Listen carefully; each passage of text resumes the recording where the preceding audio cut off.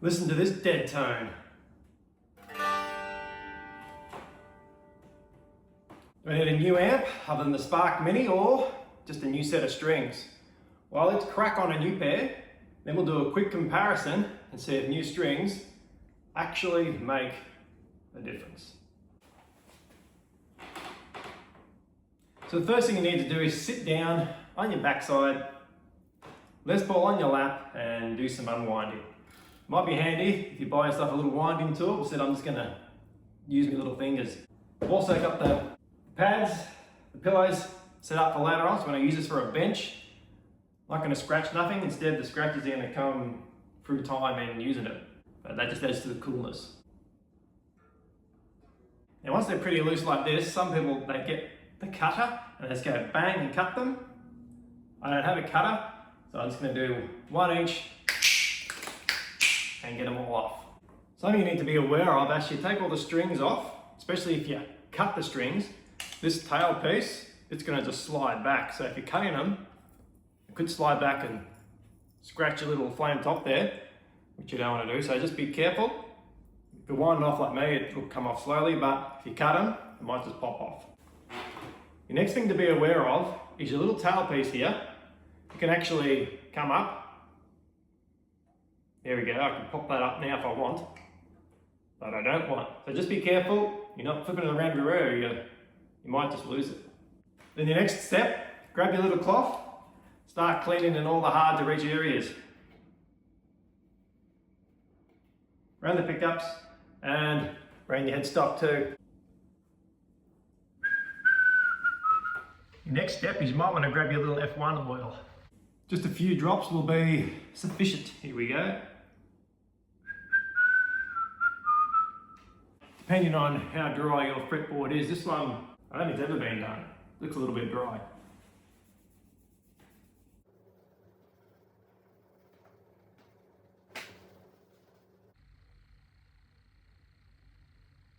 I also like to just run over my frets as I'm going, just to make sure they're nice and sparkly and clean. Now I'm going to leave them sit for a minute, go and have a cup of rhubarb tea, and then I'm going to come back, give another little drying wipe, and then we'll crack on some strings. I got these chairs cheap from a second-hand store. They're from an old church in France, and they're pretty damn cool. My favourite tea to have, I make for my neck to dry, is this rhubarb, I don't know how, correct me however you call it. But it's pretty sweet. Now I'm going to be putting on the D'Addario NYXL 10-46. Now I do prefer their coated ones that last an awful lot longer, but I got these for free when they sold me the guitar, so I'm going to whack these on. So the next exciting thing on this journey is we get your little tail piece, we get all your strings, and push them out. Ooh yeah! It's got a little bit of a trouble when I get to the end here, so I might have to cut the film, do one by one. They're a little bit tangly. So ladies and gents, I actually recommend cutting them now. Obviously the first time I've done it in a Les Paul, but they get too tangly at the end and they're a little bit annoying to pull through. Whenever I'm doing anything weird with strings, I put on the old safety glasses. Now, our next little adventure on this journey is open your guitar string packet. And there you go, let's slide them through the little tail piece. And Rich Robinson slide if you like a bit of advertising. I don't know how to use a slide. And they're also color coded. Now I'm back to using the workbench instead of my lap because the little tail piece slides off, so I want to have it nice and stable so it doesn't go slipping and sliding. Now first color is yellow, that's the E. So we'll see if we can get our little yellow out. You just take your little string, and slide him through, sit him in place. Now one thing I like to do as well is I like to wind these first So these holes are all shooting in a straight line. So it's very easy to put your strings on. Now I can't even see the line. In fact, the line is a dot to me. If you watch Friends, you know. Okay, so the first string is on his way. And the tail piece is already slipping and sliding, but like all good men, we'll persist. So the string is through, and now I'll pull it tight, make sure the tail is tight. I'll go through about 5 centimeters Aussie term, which is a little bit past the next little winder toppy. And then when I've got it turned, I'll then bring him back, and with that loose string, I'll curl it from the outside to the inside. A little bit of swearing, and then that up, I will start my winding process. And this is where you really need a winder. Always keep your finger down on the string so it stays in place. Now what I'll do next is the top E, and that's to hold the tail piece in place because it always slips and slides on these little tricky Les Pauls. Now our next one is silver color. So let's grab the little silver one and have a bit of fun. I really don't like tiny little fidgety things like fishing line that's tangled. I used to always get my dad to untangle it whenever I always tangled it. Little fiddly strings, but we make it fun anyway. That's what we do, we make things fun. In she goes, ladies and gents. It's exciting. And a little bit annoying. Now you can top wrap your strings on Les Pauls. A few people do it. That Bona Massa, however you want to pronounce his name, he does it. But I'm not going to do it, I'm going with standard. You put him from this side and you go around like that, that's all you do. You slot from the other side and up you go. But I just don't think it looks cool, and that's my reason for not doing it. You always got to be looking cool when you're playing your guitar. You've got to have precision skills. Put that through. And when I'm winding the top E, because it's so thin, I go a little bit longer to allow for a few more little extra winds because it just might need it. I was going to explain something, but I forgot what I was about to explain. Let me think. I remember. So this time when I'm putting my top E string in, the thin one, I go into about here, get it nice and tight, pulling back. You're going from the outside in. So one was clockwise, one's anti-clockwise, but you're always wrapping from the outside in. And you hold your finger on it, and then you start the lovely little task of winding. This is not the funnest, and I really wish I had a winder. Now I like to go from this one to this one to this one to this one to this one, and then back to this one. And I'll show one more trick. I'm not sure I mentioned it before, but when you're putting them on, the first wrap, the string, the new string has to go under the piece that you're going to cut off. And after that, it'll stay going under. So your first one, it goes over, and every other one, it goes underneath that thing. You've got one on top and the rest on the bottom. Now the reason I haven't cut my little tips off yet is because I never know if I'm going to mess it up and then we need to redo it. So I'll leave it to the very end, and I'll show you a little trick about cutting your tips off after I chuck on the last few strings.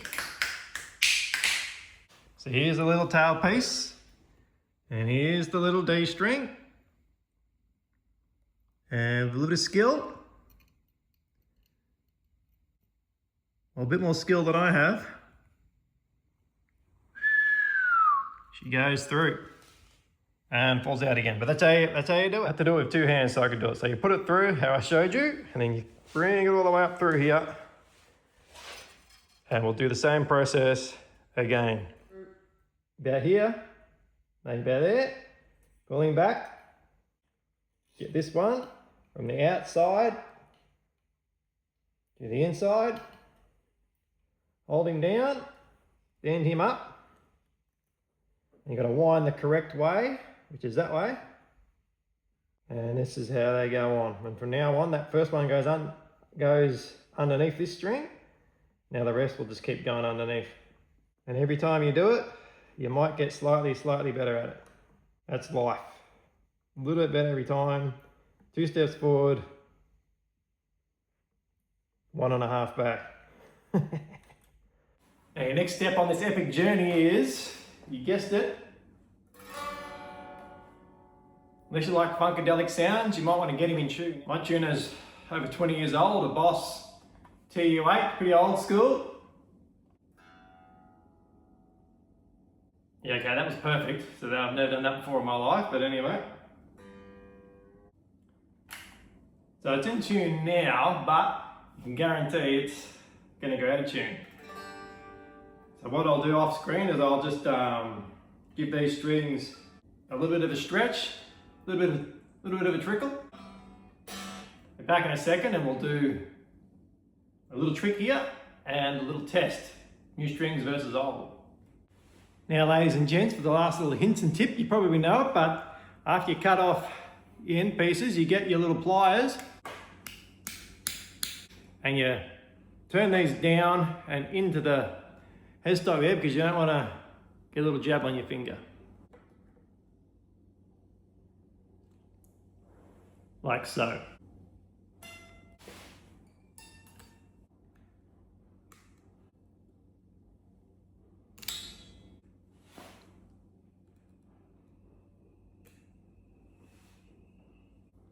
Now let's do this sound test.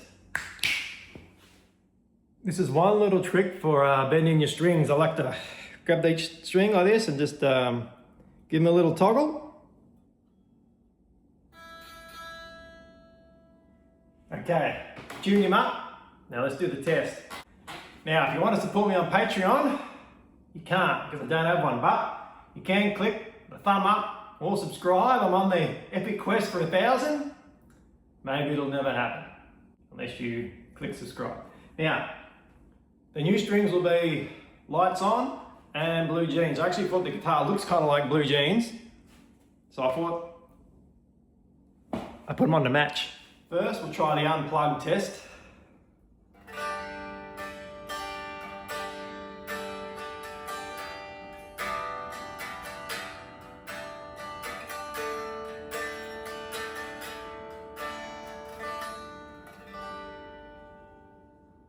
Here we go.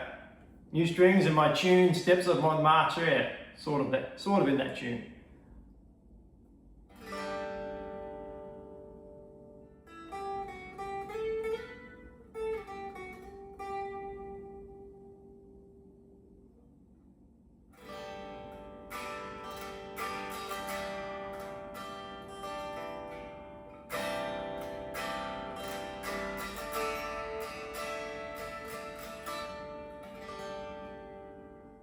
Now let's plug him in. I think that does sound a little bit sweeter.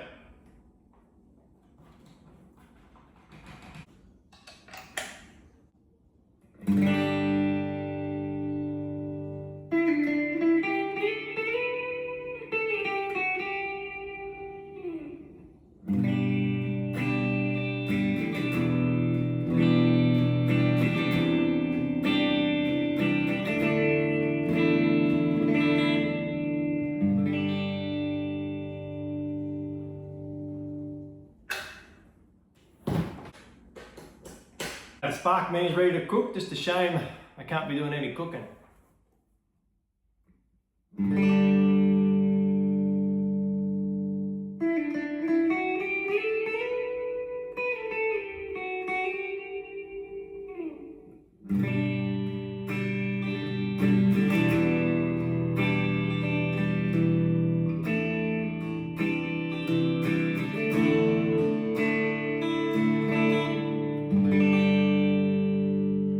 think she has a lot more spark and a lot more mid-tones and a lot more depth. So if your guitar is sounding a little rusty, practice, but also maybe put on some new strings if they're a year or more old.